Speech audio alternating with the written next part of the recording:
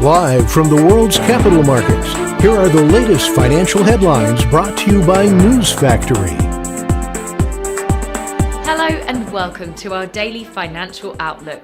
Stay with us for more market headlines. The euro-dollar price remained largely unchanged in the last session. The RSI is giving a positive signal. The euro-dollar price remained largely unchanged in the last session. The RSI is giving a positive signal.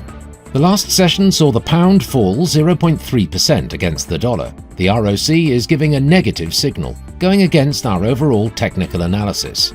The Aussie-dollar pair made a minor upwards correction in the last session, gaining 0.1%. The ROC is giving a negative signal. Coming up, our chief analysts' choices for today.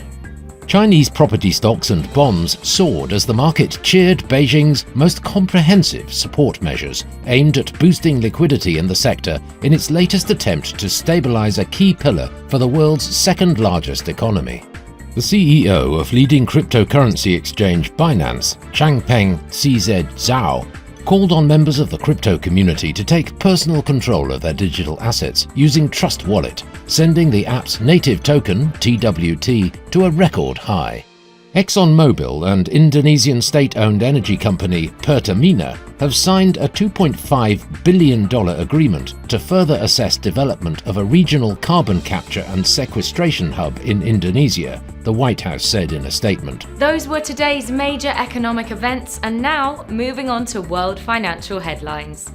The US Red Book Index will be released at 13:55 GMT, Japan's industrial production at 04:30 GMT.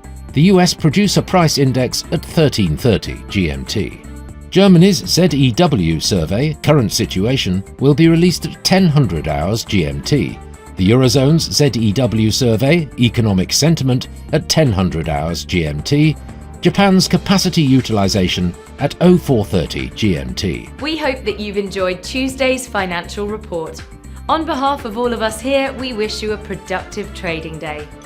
Be sure to join us tomorrow morning for the latest news and events from the financial markets.